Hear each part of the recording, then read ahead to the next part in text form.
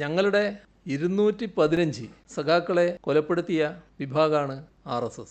ഞങ്ങളെ കൊലപ്പെടുത്താൻ ആയുധമൊരുക്കി കാത്തിരിക്കുന്ന ഒരു വർഗീയ കൂട്ടമാണ് RSS. അവരോട് ഒരു തരത്തിലുള്ള സന്ധിയും ഒരു ഘട്ടത്തിലും ഞങ്ങൾ ചെയ്തിട്ടില്ല. അടിയന്തരാവസ്ഥ കാലത്ത് CPIM-ഉം RSS-ഉം തമ്മിൽ യാതൊരു ബന്ധവും ഉണ്ടായിരുന്നില്ല. അടിയന്തരാവസ്ഥ ഏർപ്പെടുത്താനുള്ള ഇന്ദിരാഗാന്ധിയുടെ തീരുമാനത്തിന് RSS പിന്തുണയുണ്ടായിരുന്നു എന്നാണ് അദ്ദേഹം ഇൻ്റർവ്യൂവിൽ പറയുന്നത്. ആ RSS-നോട് ഞങ്ങൾക്കാണോ കോൺഗ്രസിനാണോ ബന്ധമുണ്ടായിരുന്നത്? RSS-കാരായ O രാജഗോപാലും KG മാരാരും അംഗങ്ങളായ അതേ പാർട്ടിയിൽ നിന്ന് അതേ ചിഹ്നത്തിലായിരുന്നു സുധാകരൻ മത്സരിച്ചത്. ഇപ്പോൾ ഗോവിന്ദൻ മാഷ് കഴിഞ്ഞ ദിവസം പറഞ്ഞ കാര്യങ്ങളെക്കുറിച്ച് തെറ്റിദ്ധാരണാജനകമായി വാർത്തകൾ വന്നു എന്ന് കണ്ടപ്പോൾ അദ്ദേഹം തന്നെ വസ്തുതകൾ എന്താണെന്ന് വിശദീകരിച്ചിട്ടുണ്ട്. അപ്പോൾ സാധാരണഗതിയിൽ അവിടെ സംശയങ്ങൾ തീരേണ്ടതാണ്. ഇപ്പം നമ്മുടെ നാട്ടിൽ എല്ലാവർക്കും അറിയാവുന്നൊരു കാര്യമുണ്ട്. CPIM-ൻ്റെ രാഷ്ട്രീയം എവിടെയും തുറന്നു പറയാറുണ്ട്. അതങ്ങനെ മറച്ചു വെക്കാറില്ല. എത്ര വലിയ ശത്രുവായാലും ആ ശത്രുവിൻ്റെ മുന്നിലും തലകുനിക്കാതെ രാഷ്ട്രീയം പറയാൻ കെൽപ്പുള്ള പാർട്ടിയാണ് CPIM. മാത്രമല്ല, സാധാരണഗതിയിലുള്ള രാഷ്ട്രീയ പ്രവർത്തനം ശത്രുവിൻ്റെ മുന്നിലും നടത്തുന്നതിനും ഞങ്ങൾ അറച്ചു നിൽക്കാറില്ല. ഇവിടെ ശത്രുവിൻ്റെ ആക്രമണങ്ങൾ പലതും ഞങ്ങൾക്ക് നേരെ വന്നിട്ടുണ്ട്. അത്തരം ആക്രമണങ്ങളെ പ്രതിരോധിക്കാനും എല്ലാ കാലത്തും CPIM തയ്യാറായിട്ടുമുണ്ട്. ഇവിടെ കാണേണ്ട വസ്തുത, ഞങ്ങളിൽ ആരെങ്കിലും RSS-നെ പ്രീണിപ്പിക്കുന്ന നിലപാട് ഒരു ഘട്ടത്തിലും സ്വീകരിച്ചിട്ടില്ല. ഇവിടെ RSS ആരാധിക്കുന്ന ആൾക്കാരുടെ ഫോട്ടോ വെച്ച കാര്യം നേരത്തെ പറഞ്ഞല്ലോ. അത് നമ്മുടെ കേരളത്തിൻ്റെ അനുഭവത്തിലുണ്ടല്ലോ. അത്തരം ചില ഫോട്ടോകൾക്ക് മുന്നിൽ ചിലർ താണു വണങ്ങിയ നില കേരളം കണ്ടതാണല്ലോ. അങ്ങനെയൊന്നുമുള്ള നിലപാട് സ്വീകരിക്കുന്ന പാർട്ടിയോ പാർട്ടിക്കാരോ അല്ല CPIM-ഉം CPM-കാരും. ഇവിടെ തലയുയർത്തിക്കൊണ്ട് തന്നെ കോൺഗ്രസിനെയും BJP-യെയും ലീഗിനെയും ചെറുക്കാൻ ഞങ്ങൾ തയ്യാറായിട്ടുണ്ട്. അത് ഞങ്ങളൊരു കാലത്തും ഒരു ഭാഗത്ത് ഒരു വർഗീയ ശക്തിയും മറ്റൊരു ഭാഗത്ത് മറ്റൊരു വർഗീയ ശക്തിയെയും ഒന്നിച്ചു നിർത്തിക്കൊണ്ട് മുന്നോട്ട് പോയിട്ടില്ല. ഒരു വർഗീയതയെയും ഒന്നിച്ചു നിർത്താൻ ഞങ്ങൾ തയ്യാറായിട്ടില്ല. എല്ലാ വർഗീയതയോടും വിട്ടുവീഴ്ചയില്ലാത്ത സമീപനമാണ് ഞങ്ങൾ സ്വീകരിച്ചിട്ടുള്ളത്.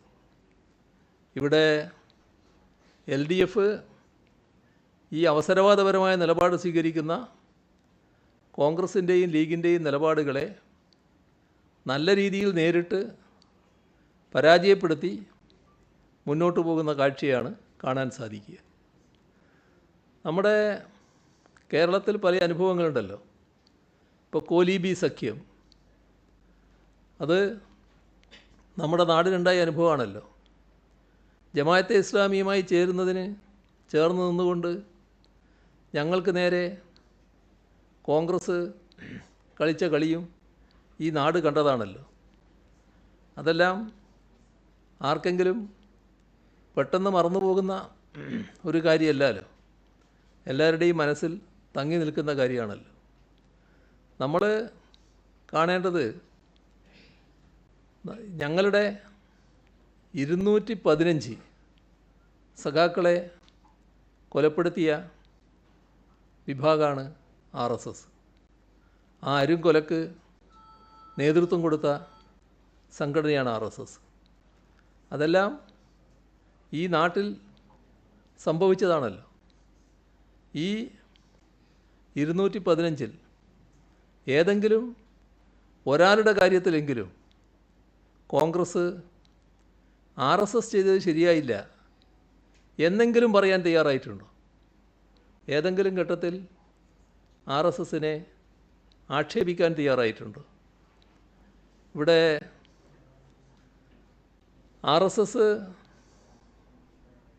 ശാഖക്ക് കാവൽ നിൽക്കലായിരുന്നു അന്നേരം ഞങ്ങളുടെ പണിയെന്ന് പറഞ്ഞത് ആരായിരുന്നു?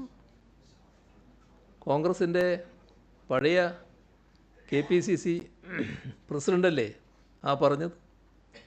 എന്താ അത് കാണിക്കുന്നത്? ഏറ്റവും വിശ്വസിക്കാവുന്ന മിത്രം എന്ന നിലക്ക് കണ്ടതുകൊണ്ടല്ലേ കാവൽ നിൽക്കാൻ RSSകാർ കോൺഗ്രസ് നേതാക്കളെ സമീപിച്ചത്?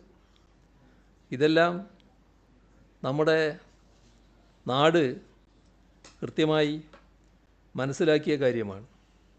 ഏതെങ്കിലും തരത്തിൽ ഒരു വിവാദമുണ്ടാക്കി RSSുമായി ബന്ധപ്പെടുത്തി CPIMനെ ചിത്രീകരിക്കാം എന്ന് വെച്ചാൽ അതത്ര വേഗം അങ്ങ് ഏശുന്ന കാര്യമല്ല. അതാണ് എനിക്കതുമായി ബന്ധപ്പെട്ട് പറയാനുള്ളത്.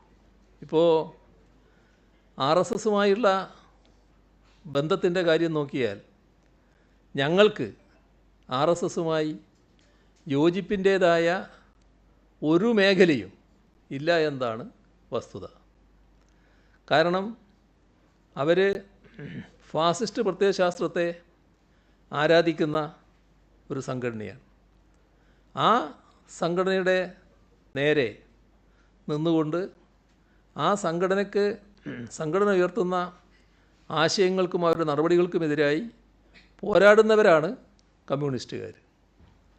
ഇവിടെ നമ്മുടെ കേരളത്തിൽ തന്നെ സഖാക്കളെ കൊലപ്പെടുത്തിയ വിവരം ഞാൻ നേരത്തെ പറഞ്ഞു. ഞങ്ങളെ കൊലപ്പെടുത്താൻ ആയുധമൊരുക്കി കാത്തിരിക്കുന്ന ഒരു വർഗീയ കൂട്ടമാണ് RSS. അവരോട് ഒരു തരത്തിലുള്ള സന്ധിയും ഒരു ഘട്ടത്തിലും ഞങ്ങൾ ചെയ്തിട്ടില്ല. കോൺഗ്രസിനെയോ UDF കക്ഷികളെയോ അല്ല ആഭ്യന്തര ശത്രുക്കളായി അവർ കണ്ടത് കമ്മ്യൂണിസ്റ്റുകാരെയാണ്. അതാണ് അവരുടെ അടിസ്ഥാന നിലപാട്.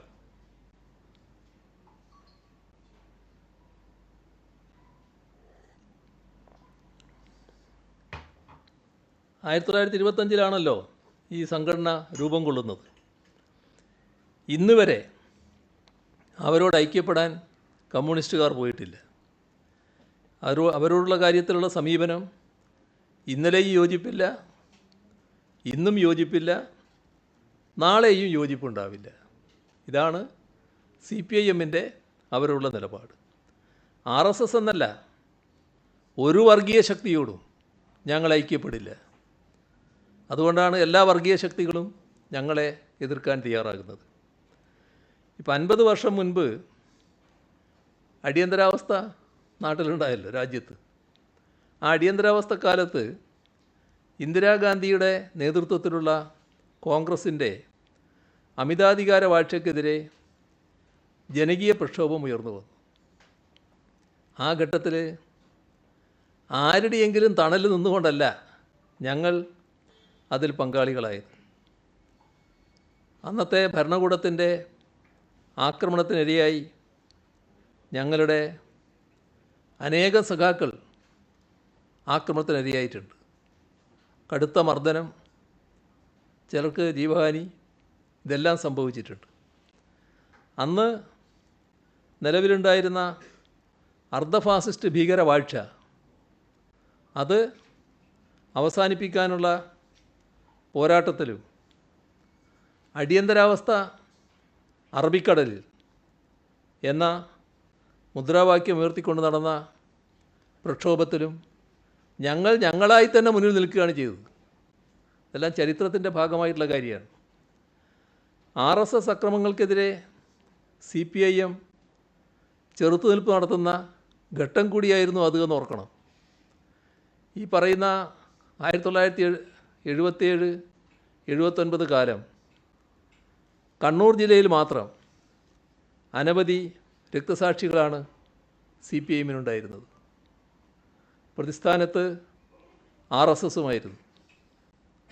ആ ഘട്ടത്തിൽ സി പി ഐ എം RSSുമായി സഹകരിക്കുകയായിരുന്നു. ഞങ്ങളുടെ സഖാക്കളെ കൊലപ്പെടുത്തുന്നതിന് നേതൃത്വം കൊടുക്കുന്ന വിഭാഗമായി അവർ പ്രവർത്തിക്കുകയായിരുന്നു. 1977 ജനതാ പാർട്ടി രൂപീകൃതമാകുന്നത്. ജനസംഘം എന്ന പാർട്ടി അതിൽ ലയിച്ചു എന്നത് വസ്തുതയാണ്. യഥാർത്ഥത്തിൽ നാം കാണേണ്ടത് അടിയന്തരാവസ്ഥ കാലത്ത് സി പി ഐ എമ്മും RSSും തമ്മിൽ യാതൊരു ബന്ധവും ഉണ്ടായിരുന്നില്ല. RSS പോയിട്ട് രാഷ്ട്രീയ പാർട്ടിയായ ജനസംഘവുമായും ഒരു സഹകരണവും ആ കാലത്ത് ഞങ്ങൾക്കുണ്ടായിരുന്നില്ല. ജനതാ പാർട്ടി എന്ന നിലക്ക് രൂപം കൊണ്ടതിന് ശേഷം അതുമായി ബന്ധപ്പെട്ടുള്ള തെരഞ്ഞെടുപ്പ് സഹകരണം ഉണ്ടായിട്ടുണ്ട്. അതെങ്ങനെയാണ്? അടിയന്തരാവസ്ഥക്കെതിരെ ജയപ്രകാശ് നാരായണൻ്റെ നേതൃത്വത്തിൽ വലിയ തോതിലുള്ള ചെറുത്തുനിൽപ്പാണ് ഉണ്ടായത്. പ്രധാനമായും സോഷ്യലിസ്റ്റ് പാർട്ടികളാണ് വിവിധ സംസ്ഥാനങ്ങളിൽ ഈ മുന്നേറ്റത്തിന് നേതൃത്വം നൽകിയത്. 1977 തെരഞ്ഞെടുപ്പ് ഘട്ടത്തിൽ അന്നത്തെ ഒരു വിശാല മുന്നണി, ആ വിശാല മുന്നണി ജനതാ പാർട്ടിയായി രൂപപ്പെട്ടു. ഞങ്ങളതിലില്ല. CPIM അപ്പോഴും വേറിട്ട് നിൽക്കുകയായിരുന്നു. അടിയന്തരാവസ്ഥയിലെ കോൺഗ്രസ് ഏകാധിപത്യ ഭരണത്തിനെതിരെ ഉയർന്നു വന്ന വിശാല ഐക്യത്തിലുണ്ടായിരുന്ന കക്ഷികൾ ഒന്നിച്ചു ചേർന്നാണ് ഈ പറയുന്ന ജനതാ പാർട്ടി ഉണ്ടാകുന്നത്. ഭാരതീയ ലോക്ദൾ, സംഘടനാ കോൺഗ്രസ്, സ്വതന്ത്ര party, socialist party of India, ഇങ്ങനെയുള്ള വിവിധ പാർട്ടികൾ ലയിച്ചാണ് 1977 ജനുവരി 23 ജനതാ പാർട്ടി രൂപീകരിച്ചത്. ഈ ജനതാ പാർട്ടിയിൽ പിന്നീട് ജനസംഘവും ലയിക്കുകയായിരുന്നു. ഇവിടെ ജനസംഘവും മറ്റെല്ലാ പാർട്ടികളെയും പോലെ, ജനതാ പാർട്ടിയിൽ ചേർന്ന മറ്റെല്ലാ പാർട്ടികളെയും പോലെ അവരുടെ എല്ലാ കമ്മിറ്റികളും പിരിച്ചുവിട്ടാണ് ജനതാ പാർട്ടിയിൽ ലയിച്ചത്. ഏതായാലും അന്നും ഇന്നും എല്ലാവരും കണ്ടൊരു വസ്തുതയുണ്ട്. CPIM ജനതാ പാർട്ടിയിൽ ലയിച്ചിട്ടില്ല. CPIM CPIയുമായി തന്നെ പ്രവർത്തിക്കുകയാണ് ചെയ്തത്. സ്വന്തം നിലയിൽ അടിയന്തരാവസ്ഥക്കെതിരെ സമരം ചെയ്യുകയായിരുന്നു CPIM ചെയ്തത്. അന്ന് കോൺഗ്രസിനോടും ഇന്ദിരാഗാന്ധിയോടുമുള്ള RSSൻ്റെ സമീപനം എന്തായിരുന്നു എന്നത് നമ്മുടെ പ്രതിപക്ഷ നേതാവിന് അറിവുണ്ടാകാതിരിക്കാൻ വഴിയില്ല. പ്രശസ്ത മാധ്യമപ്രവർത്തകയും ഇന്ത്യൻ എക്സ്പ്രസിൻ്റെ പൊളിറ്റിക്കൽ എഡിറ്ററുമായിരുന്ന നീരജ് ചൗധരിയുടെ ഹൗ പ്രൈം മിനിസ്റ്റേഴ്സ് ഡിസൈഡ് എന്ന ഈ പുസ്തകമാണ്. ഇത് അദ്ദേഹം കാണാതിരിക്കാൻ ഒരു തരത്തിലും വഴിയില്ല. ഗവേഷണാത്മകമായ ഉള്ളടക്കമുള്ള ഒരു പുസ്തകമാണിത്. ആ പുസ്തകത്തിൽ RSSൻ്റെ അക്കാലത്തെ നിലപാടിനെ കൃത്യമായി വരച്ചു കാട്ടിയിട്ടുണ്ട്.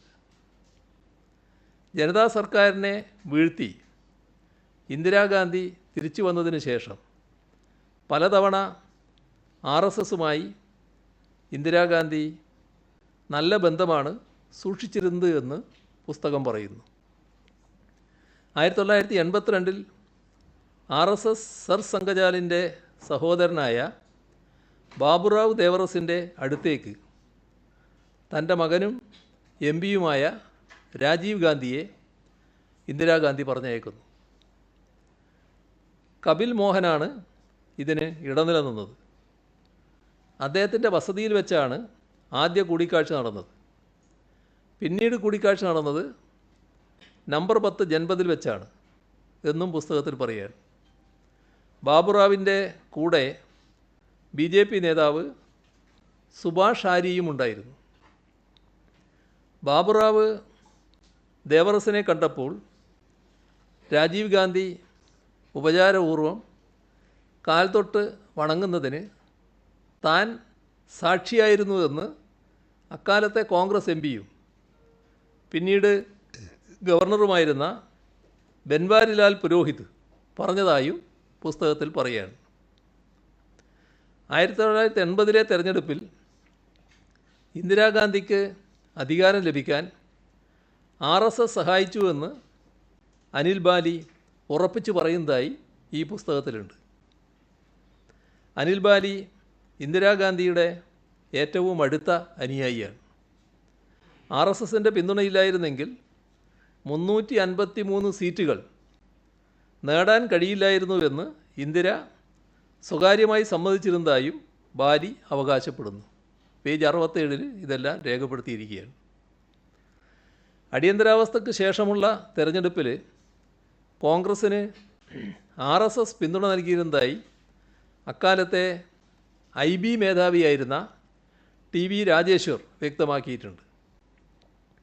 1984 തെരഞ്ഞെടുപ്പിന് മുൻപ് RSS നേതാവ് നാനാജി ദേശ്മുഖ് കോൺഗ്രസിൻ്റെ കൈപ്പത്തി ചിഹ്നത്തിന് വോട്ട് ചെയ്യാൻ ജനങ്ങളോട് പരസ്യമായി ആഹ്വാനം ചെയ്തിരുന്നു. ജാതിയിലോ മതത്തിലോ അല്ല, മുദ്ര കൈപ്പത്തിയിൽ എന്നായിരുന്നു അദ്ദേഹത്തിൻ്റെ മുദ്രാവാക്യം. ഇതിൽ 137, 138 പേജുകളിൽ അത് പറയുകയാണ്. 1986 രാമജന്മഭൂമിയിലെ പൂട്ടുകൾ തുറക്കാനുള്ള രാജീവ് ഗാന്ധിയുടെ തീരുമാനത്തെ RSS, പ്രത്യേകിച്ച് ബാബുറാവ് ദേവറസ് സ്വാധീനിച്ചിരുന്നു.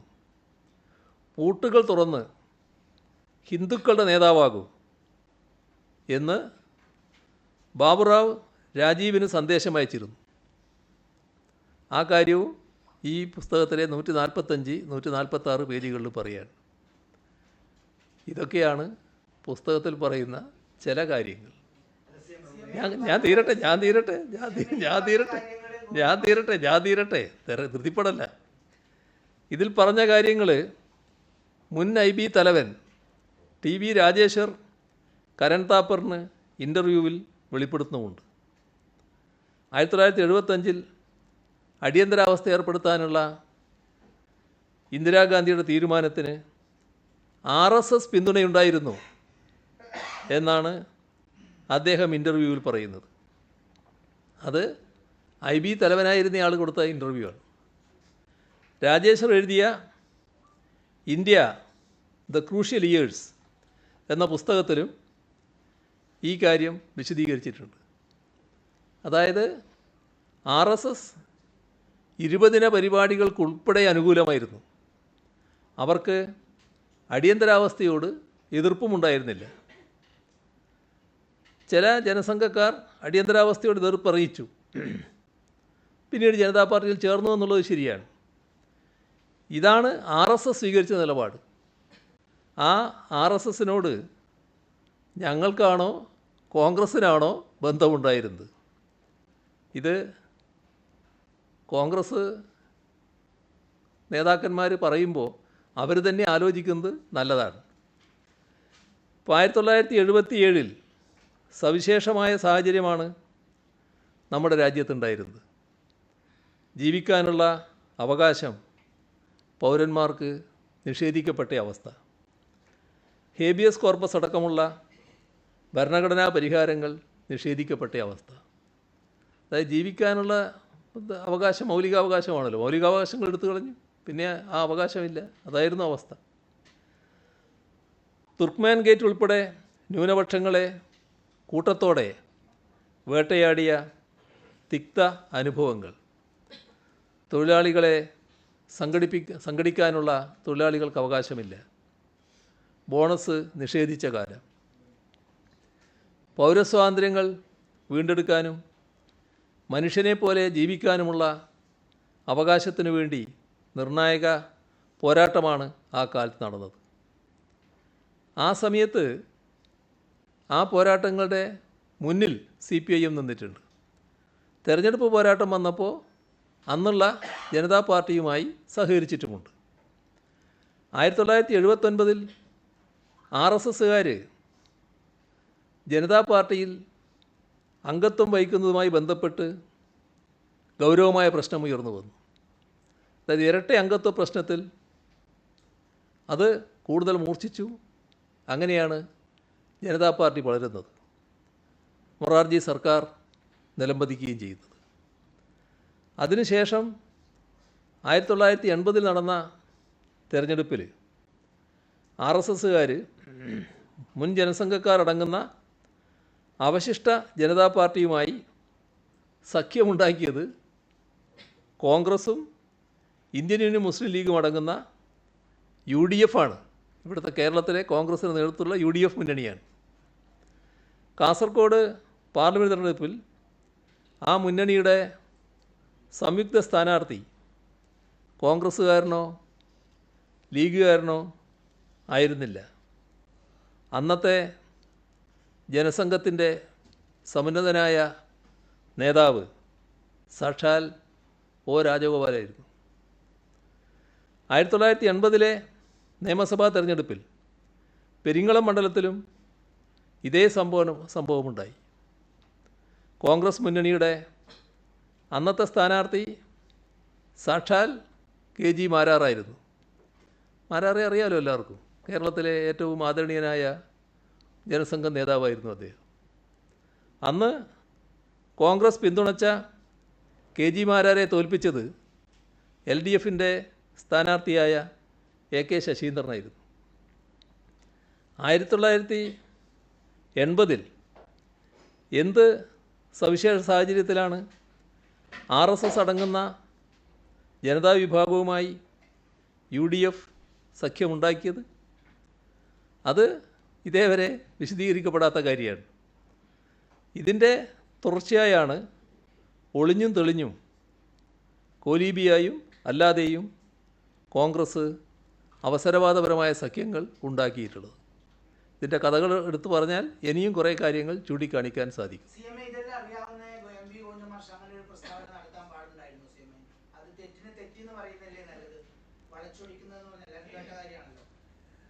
RSSനോടുള്ള നിലപാടാണല്ലോ ചോദിച്ചത്. CPIMൻ്റെ നിലപാടാണ് ഞാൻ വ്യക്തമാക്കിയത്. ഗോവിന്ദമാഷ കാര്യം അദ്ദേഹം തന്നെ പറഞ്ഞല്ലോ, അങ്ങനെ പറഞ്ഞില്ല എന്നുള്ളത് അദ്ദേഹം തന്നെ വ്യക്തമാക്കിയല്ലോ. പിന്നെ അതിനെപ്പറ്റി ഞാൻ പറയേണ്ടതെന്ന്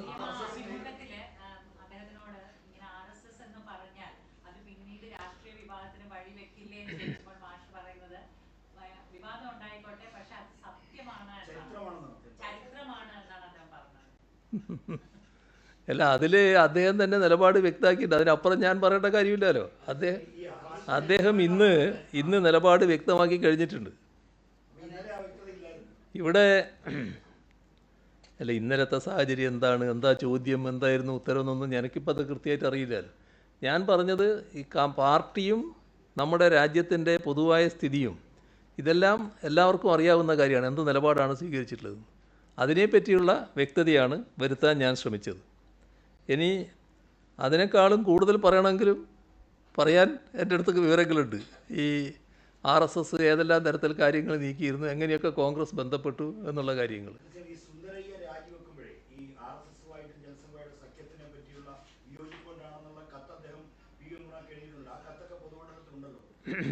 അതൊന്നും ഇതുമായിട്ട് ബന്ധപ്പെട്ട പ്രശ്നങ്ങളേ അല്ല. അങ്ങനെയൊരു അതിൽ നമ്മൾ അങ്ങനെ തെറ്റായി കാര്യങ്ങൾ വളച്ചൊടിക്കാൻ നോക്കേണ്ടതില്ല.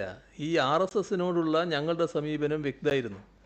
RSSുമായി ഒരു കൂട്ടുകെട്ടും ഞങ്ങൾ ഉണ്ടാക്കിയിട്ടില്ല ഒരു ഘട്ടത്തിലും. അതാണ് ഞങ്ങൾ സ്വീകരിച്ച പൊതുവായ നിലപാട്. ഇവിടെ നേരത്തെയുള്ള നിലപാടെടുത്താൽ ഇപ്പോൾ കേരളത്തിൻ്റെ തെരഞ്ഞെടുപ്പ് ചരിത്രം വേണ്ടിയിട്ട് നമുക്കൊന്ന് പരിശോധിച്ച് നോക്കാം.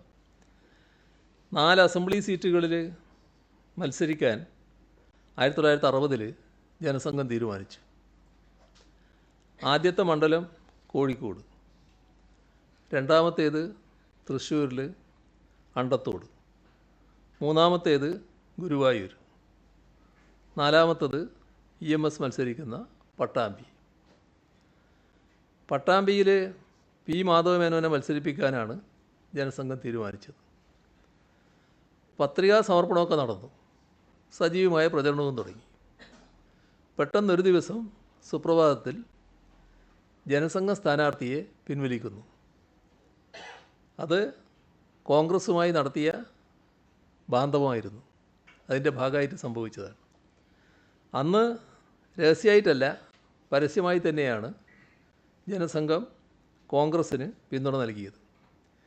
EMSനെ തോൽപ്പിക്കാൻ കോൺഗ്രസുമായി സഹകരിക്കും എന്നാണ് ജനസംഘം പറഞ്ഞത്. കോൺഗ്രസ് നേതാവ് A. രാഘവൻ നായരായിരുന്നു അന്ന് സ്ഥാനാർത്ഥി. അത് കോൺഗ്രസ് ലീഗ് PSP സഖ്യത്തിൻ്റെ സ്ഥാനാർത്ഥിയായിരുന്നു. ദേശീയ നേതാക്കൾ ഉൾപ്പെടെയാണ് അന്ന് കോൺഗ്രസ് പാർട്ടിക്ക് വേണ്ടി പട്ടാമ്പിയിൽ തെരഞ്ഞെടുപ്പ് നിയന്ത്രിച്ചത്. കോൺഗ്രസിൻ്റെ ദേശീയ നേതാക്കളെല്ലാം വന്ന് സംസാരിച്ചു. അതിനു പുറമെ ജനസംഘം നേതാവ് ദീനദയാൽ ഉപാധ്യായ പട്ടാമ്പിയിൽ വന്ന് കോൺഗ്രസ് സ്ഥാനാർത്ഥിക്ക് വേണ്ടി വോട്ട് തേടി. പരസ്യമായ സംഘപരിവാർ ബാന്ധവത്തിലും കോൺഗ്രസ് രക്ഷപ്പെട്ടില്ല. EMS വിജയിച്ചു. 7322 വോട്ടുകൾക്കാണ് EMS അന്ന് വിജയിച്ചു വന്നത്. ഇനി 1971 ലോക്സഭാ തെരഞ്ഞെടുപ്പ്. 1971 5ാം ലോക്സഭയിലേക്കുള്ള തെരഞ്ഞെടുപ്പാണ്. പാലക്കാട് നിന്നും ഇടതുപക്ഷ സ്ഥാനാർത്ഥിയായി മത്സരിക്കുന്നത് AKG ആണ്. അപ്പോൾ കോൺഗ്രസിനും ജനസംഘത്തിനും ഒരൊറ്റ സ്ഥാനാർത്ഥിയാണ് അവിടെ ഉണ്ടായിരുന്നത്. അതാരായിരുന്നു? അവിടെ മാങ്കുറിശ്ശിയിലെ ജനസംഘം നേതാവായിരുന്ന TC ഗോവിന്ദൻ. അദ്ദേഹമായിരുന്നു കോൺഗ്രസിൻ്റെയും RSSൻ്റെയും സഖ്യ സ്ഥാനാർത്ഥി. നേരത്തെ പ്രഖ്യാപിക്കപ്പെട്ട കോൺഗ്രസ് സ്ഥാനാർത്ഥി M. രാജഗോപാൽ പിൻവാങ്ങി. പക്ഷേ പാലക്കാട്ടെ വോട്ടർമാരും ജനങ്ങളും AKGയെ വിജയിപ്പിക്കുകയാണ് ചെയ്തത്.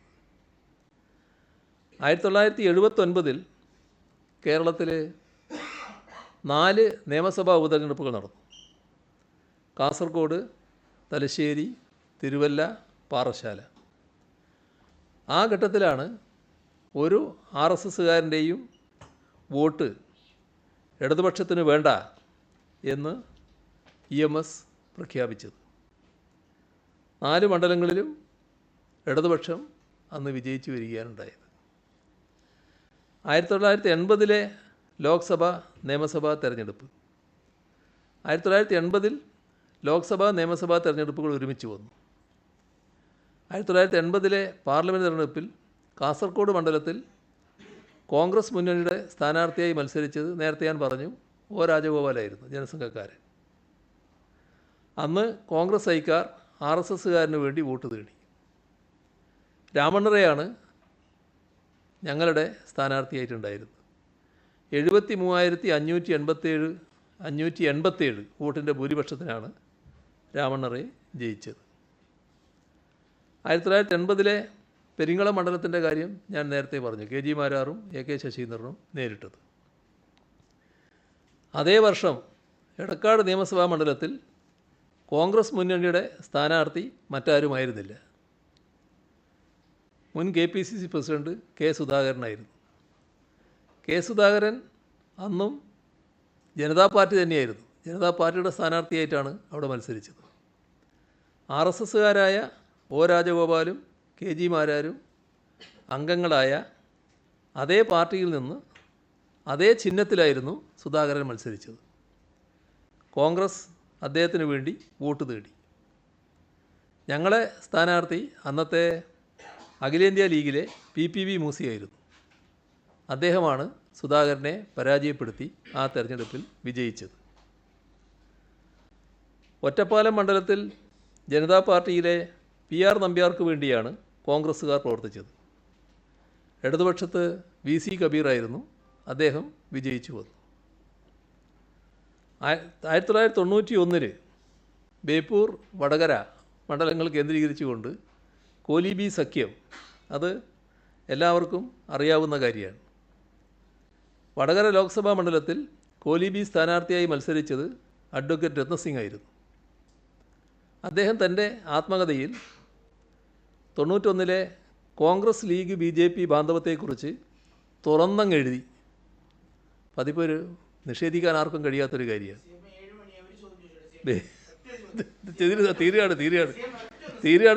തീരട്ടെ ഇത് തീരട്ടെ. ബേപ്പൂർ നിയമസഭാ മണ്ഡലത്തിൽ അല്ല ഇത് കഴിയട്ടെ. ബേപ്പൂർ നിയമസഭാ മണ്ഡലത്തിലെ നമ്മുടെ കോലീബി സ്ഥാനാർത്ഥി ഡോക്ടർ കെ മാധവൻകുട്ടി അദ്ദേഹം ഇത് പിന്നീട് വെളിപ്പെടുത്തി. കോലീബി സഖ്യത്തിൻ്റെ രൂപവൽക്കരണത്തിന് മുന്നിൽ നിന്നാരായിരുന്നു? BJPയിലെയും കോൺഗ്രസ്സിലെയും മുസ്ലിം ലീഗിലെയും പ്രമുഖ നേതാക്കൾ. ഇതേ കോലീബി സഖ്യമാണ് പിന്നീട് നേമത്തും കാണാൻ കഴിഞ്ഞത്, പല തെരഞ്ഞെടുപ്പുകളിലും കാണാൻ കഴിഞ്ഞത്. അതാണ്